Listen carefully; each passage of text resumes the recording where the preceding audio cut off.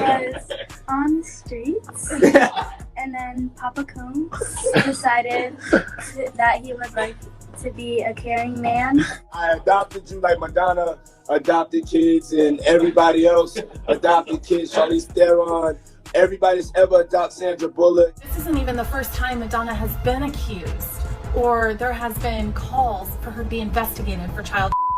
All these stories has been around the industry for a long time.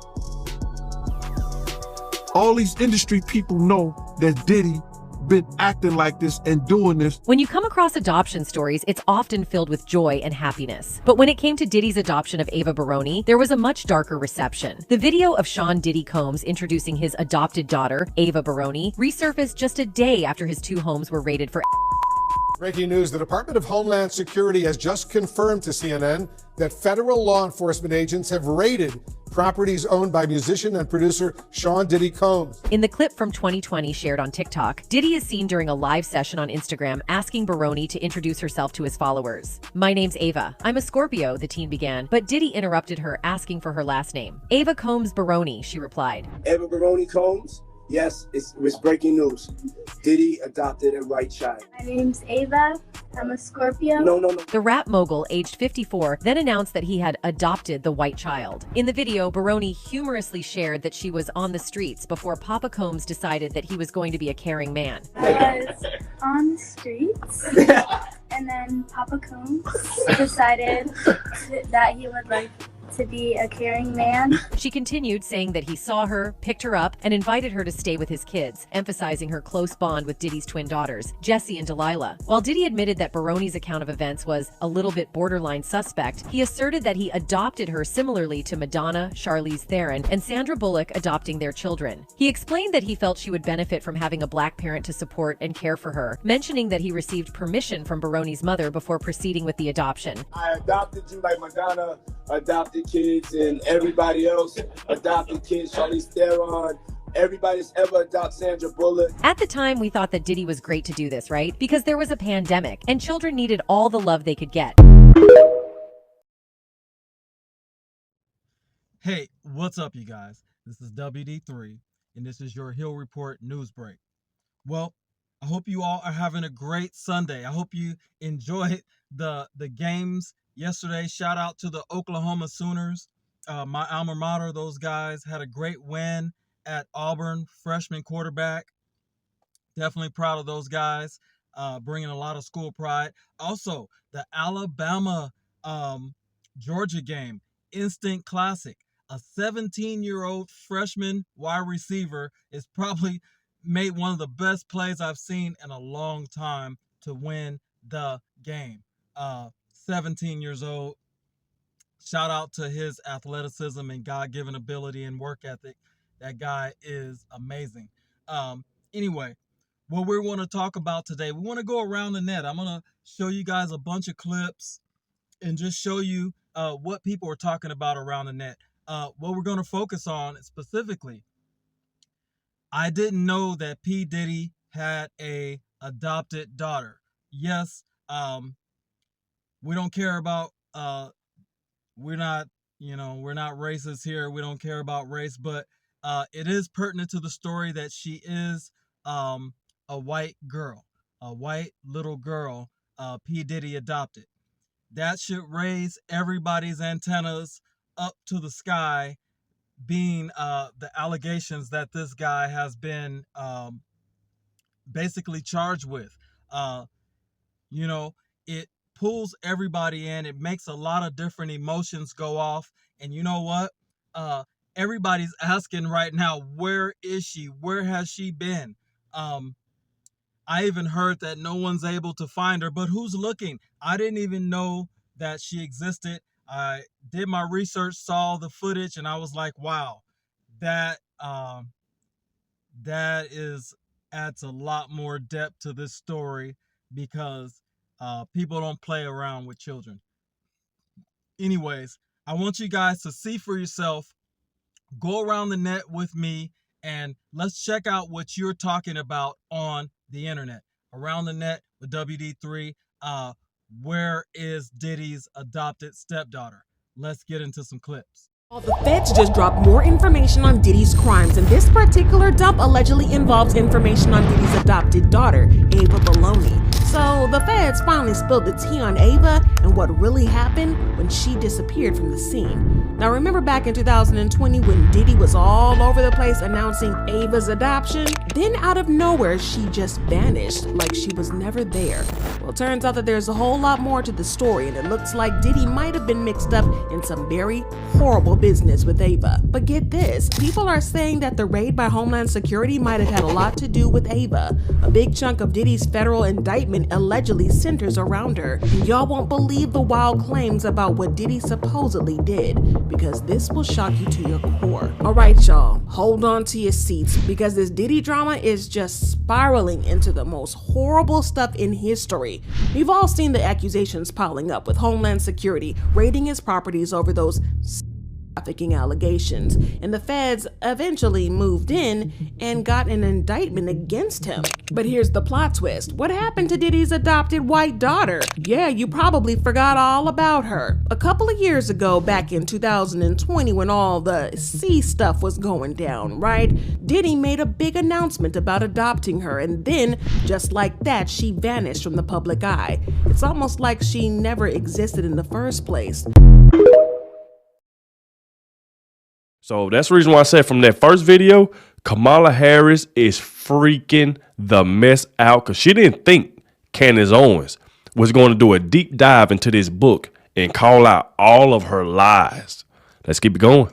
That kind of obsessed with trying to find all of these documents pertaining to his life, because I realized like that's my ancestry, and I was having a ton of trouble mining his grandmother's information, because on each document her name was spelled differently, as well as other people in the family. And I was like, Granddad, why is everyone's name spelled differently depending on the document? Like, this is very confusing. Why is it sometimes spelled Liza versus Eliza versus like Lizbeth? That was his grandmother's name. And he explained to me that they didn't know how to read and write. So you forget this. You forget that you had a world, the majority of people couldn't read and write, especially if you were not considered like a high-class person. My grandfather grew up on a sharecropping farm. And so what that meant was, even if you had a name, if you couldn't read and write, you were going up to the register, whether it was for birth, whatever it was, and you were just telling somebody the name. You weren't saying like, hi, it's Candace, C-A-N-D-A-C-E. You're just saying Candace, and one person might spell it C-A-N-D-I-S, somebody might spell it C-A-N-D-I-C-E. If you do not know how to read and write, you don't recognize these discrepancies. So that actually, I thought, was a good thing in terms of like my idea that this woman could have potentially just been the help, maybe like on my scent. But I didn't want to be too convinced. Obviously, you know, I lean into the conspiracy mindset because we've been lied to so many times. But like I said, we did find that marriage certificate between Beryl and Lawford Newland, which was in July of 1944. And I want to be clear, guys, we know for a fact this is the correct Beryl. So we're not confused here and looking for more documentation when it comes to the birth or the marriage, because the correct parents are listed. You can see Patrick Finnegan is listed. And so we know that Beryl's parents are Iris Finnegan and Patrick Finnegan. So that is the correct parent, the correct marriage certificate. But we had no idea who Lawford Newland was. We had no idea that Beryl had allegedly been married after she birthed Donald Harris. That would be Kamala Harris's father. Thought that was like quite strange. She would have been 6 years old in 1944. Donald Harris was born in 1938. So this means that she got married to this guy, Lawford Newland, and she had a 6-year-old. So I thought that was quite strange. I couldn't find anything on Lawford Newland, but somebody on the team was able to determine that he arrived on a ship to New Orleans. He arrived in New Orleans, from Jamaica in May of 1943. So we're showing you here the ship manifest, and Lawford Newland is on the ship, and he is listed he's listed as a Negro. He's black. It says his marital status is single. That would be correct, because this would have been a trip the year before he got married to Beryl.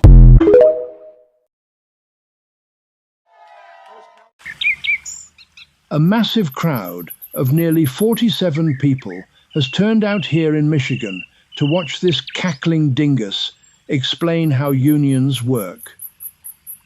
Let's listen carefully as the most intelligent woman in the Democratic Party explains collective bargaining to union leadership. I understand the concept and the noble concept behind collective bargaining. And here it is. Here it is. Fairness. Fairness. Wow, that was truly inspirational. I can't believe anyone would call her a diversity hire. Even Tampon Timmy is applauding her epic insights.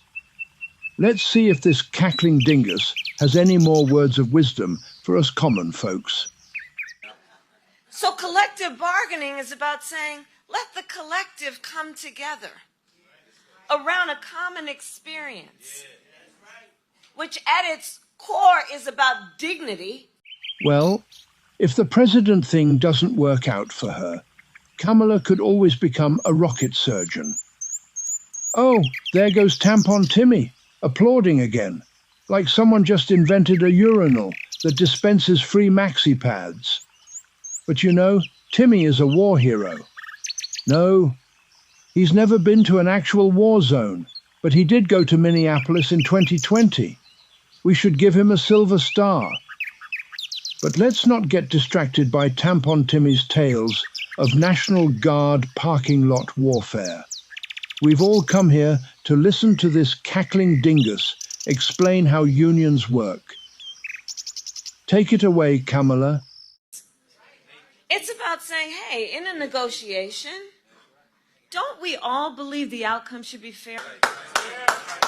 And then let the people come together to negotiate so you make the balance. And then the outcome will be fair. And you know, we should really add Kamala to Mount Rushmore, right between Teddy Roosevelt and Nancy Pelosi. What a national treasure she is. Can we please have a second helping of word salad, Kamala? Because you walk your walk. You walk your walk. And what we know, like we have talked about, we got 89 days to get this done. You know, the one thing about all of us is we like hard work. Hard work is good work. Hard work is good work. The thing that we like about hard work is we have fun doing hard work. You know, Kamala should be in front of the camera more often. She's so intelligent and graceful, I can't believe she doesn't do more interviews. She's not doing any news conference. You know why she's not doing it? Because she can't do a news conference. She doesn't know how to do a news conference. She's not smart enough to do a news conference. Think about this, leader, that's very simple. Simple? Huh. That's a very nice way to say it, Mr. Manpon. I was thinking incompetent. 89 days to make Kamala Harris the next president of the United States. Harris the next president of the United States. We call her the first loser. She was the first loser, and I'm sorry, we need smart people. What do you mean, Donnie? You can see the intelligence on her face.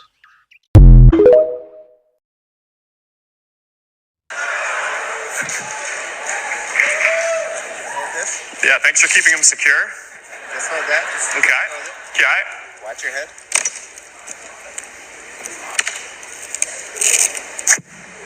Close that for me.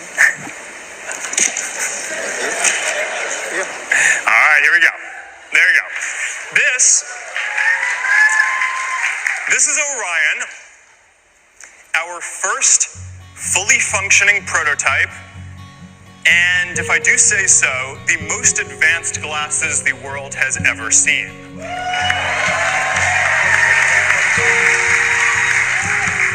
Now, about a decade ago, I started putting together a team of the best people in the world to build these glasses. And the requirements are actually pretty simple, but the technical challenges to make them are insane. They need to be glasses. They're not a headset, no wires, less than 100 grams. They need wide field of view, holographic displays, sharp enough to pick up details, bright enough to see in different lighting conditions, large enough to display a cinema screen or multiple monitors for working wherever you go, whether you're you're in a coffee shop or on a plane or wherever you are. Wow. And you need to be able to see through them. And people need to be able to see through them too and make eye contact with you. Right? This isn't pass-through. This is the physical world with holograms overlaid on it. So if someone messages you, you will see that. And instead of having to pull out your phone, there will just be a little hologram, and with a few subtle gestures, you can reply without getting pulled away from the moment. Wow. Or if you want to be with someone who is far away, they're going to be able to teleport as a hologram into your living room, as if they're right there with you. You're going to be able to tap your fingers and bring up a game of cards or chess or holographic ping pong or whatever it is that you want to do together. You can work or play or whatever. All right, so how are you going to interact with the glasses? Well, there's a few ways that this is going to work. They're going to do voice and AI. They're going to do hand tracking and eye tracking, so you can select UI elements by looking at them. But there's one more way that you're going to be able to interact with them that is really pretty neat. A neural interface. See, voice is great, but the thing is sometimes you're in public and you don't want to say what you're trying to do with your computer out loud. Hand tracking is neat for controlling different interfaces, but you don't want to like walk down the street like this, right? So I think that you need a device that allows you to just send a signal from your brain to the device. So this isn't just the first full screen, like full wide field of view holographic AR glasses. This is also the first device that is powered by our wrist-based neural interface.